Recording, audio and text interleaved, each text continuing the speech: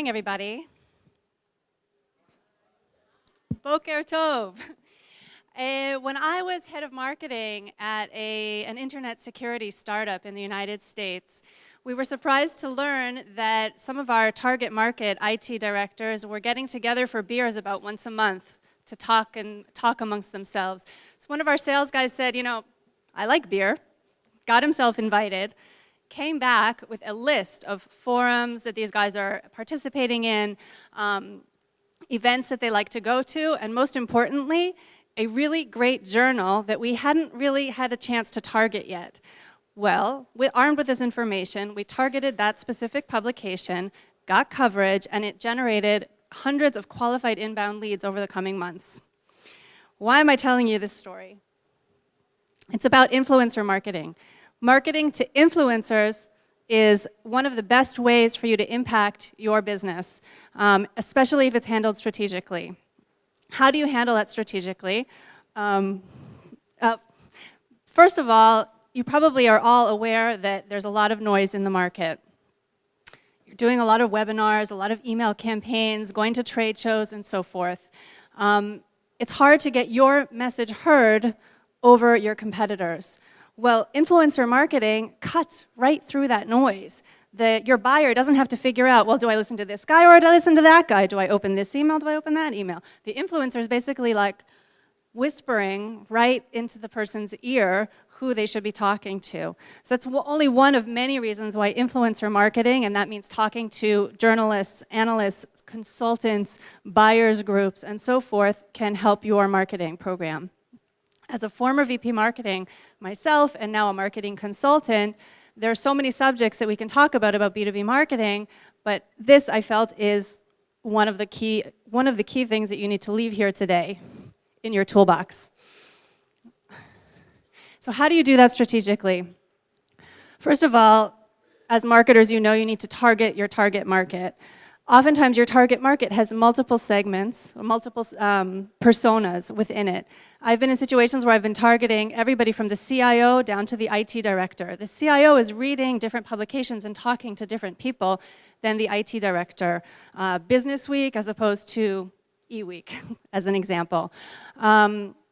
You also need to determine where along the buying cycle you most need to influence. So the chart in the slide shows all the different types of influencers all along the buying cycle. In the early part of the cycle, when your buyer, your decision maker, may not even realize they have a pain, the journalists can play an instrumental role in bringing that pain to light and making them aware that this is something they need to deal with. Later on in the buying cycle, when they know they have a pain and they want to decide whose product do they want to buy, whose service do they need, that's when they may turn to analysts who will help them to develop their short list. So these are two axes upon which you need to build your influencer program. Once you know that you need to do it and who you want to target, you need to start building your list. But unfortunately, as you notice walking around here, the influencers don't exactly run around with a sign on their back or on their business card saying, I'm an influencer. So you need to do research. The best research is done over beers with your customers. Even without the beer, you need to talk to your customers. Every time you're at an event, every time you work with a customer on a case study, if you ride along on a sales call, make sure that these questions are on your agenda. What forums are you participating in? Who's influencing your decisions? What analysts are you talking to? Who is the person that you would most ask about this question? You may be surprised by the answers. Now, of course, you should also ask your salespeople and ask your executives and ask them to ask the customers, because many companies I've seen, the salespeople and executives are much more in contact with the customers on a day-to-day basis than the marketing people, unfortunately. Although you can also manufacture opportunities to be in touch with customers directly. Besides the primary research of asking your customers, and you can also speak with analysts and journalists that are in your industry, you can also do secondary research, looking at conference schedules, who's speaking at the conference, who are academics, who are doing research in your area. These are all well-known influencers. In terms of conferences, sometimes the organizer of the conference, Batchen, is a huge influencer.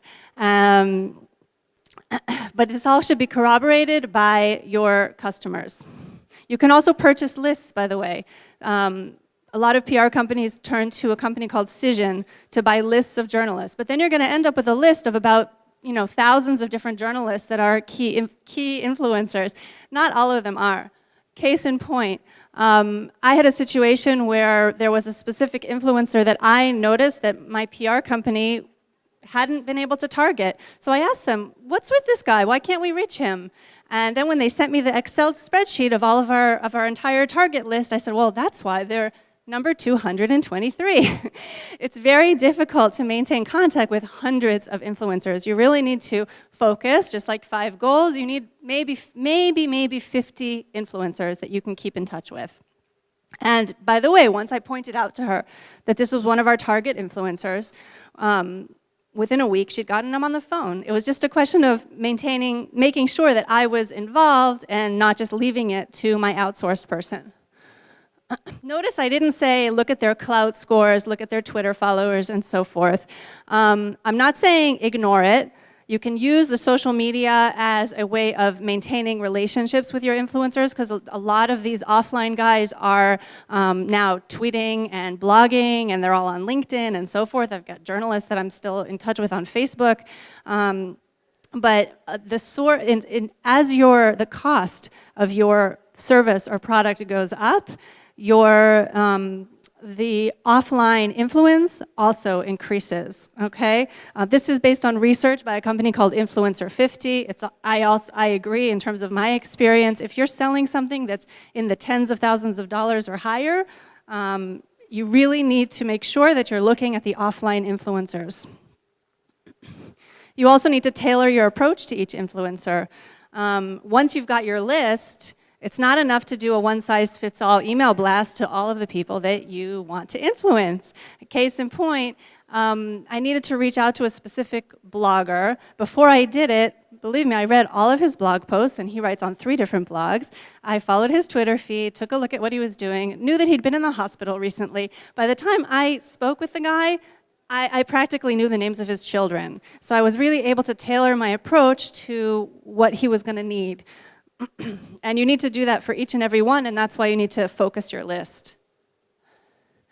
Build yourself a schedule, maintain some flexibility within the schedule, of course, but try to match your influencer schedule with your PR schedule and your event schedule and so forth. Make sure that you're either meeting with or speaking with people on a regular basis, and you can ask them, when you talk to them, how would you like me to maintain contact with you? Is a monthly email okay with you? Can we call you on a quarterly basis? Would you be open to meeting our CEO for dinner when he's traveling in your area?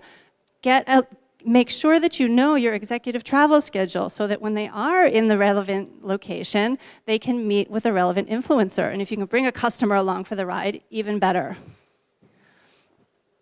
Things that you can provide to the influencers throughout this building of the relationship, if you can bring them value, then they're going to continue coming back to you. So, for example, sharing your product roadmap. This is something of value, particularly for an analyst. An industry-oriented slide or an infographic. I was at a Gartner conference a couple of years ago, and in the slide deck for one of the presentations by one of the analysts was a vendor slide. Amazing. Imagine if you could get that into one of an analyst presentation. Content. Sometimes an analyst or a journalist is just looking for a bit of content. I had a situation where I was in touch with an editor for a long-term project, and suddenly I get an email from him saying, how quickly can you get that to me? Picked up the phone, and he said, and I said, so what's your deadline? Suddenly it sounded very urgent from the email. And he said, well, I've got this newsletter going out today. It would be great if we could include something about your subject. I said, okay, searched in my brain for a minute, realized that we had a couple of blog posts that we hadn't yet published, ran one of the ideas by him. He said, it sounds really interesting. Let me take a look. Within an hour, he'd published it on his newsletter.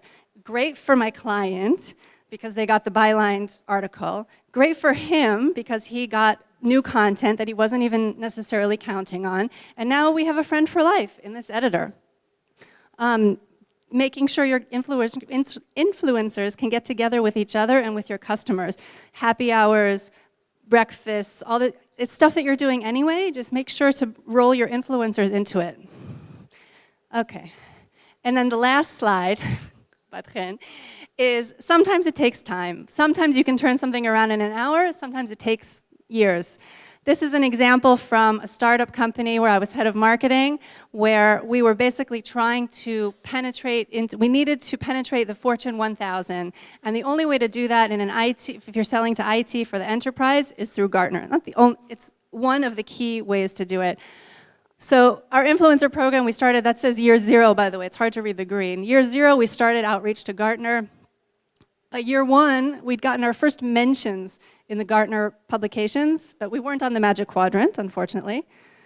By year 2, open the champagne. We're on the quadrant, in the niche quadrant. By the way, all this time, we're briefing the analysts, meeting with them at events, having our customers call them, having our prospects call them. By year 3, still in niche, but closer to visionary. By year 4, we were in visionary. No more champagne. So it can take a lot of time. I mean, 4 years, if you think about it, it's a really long time, especially for Gen Flux, but sometimes you have to do it.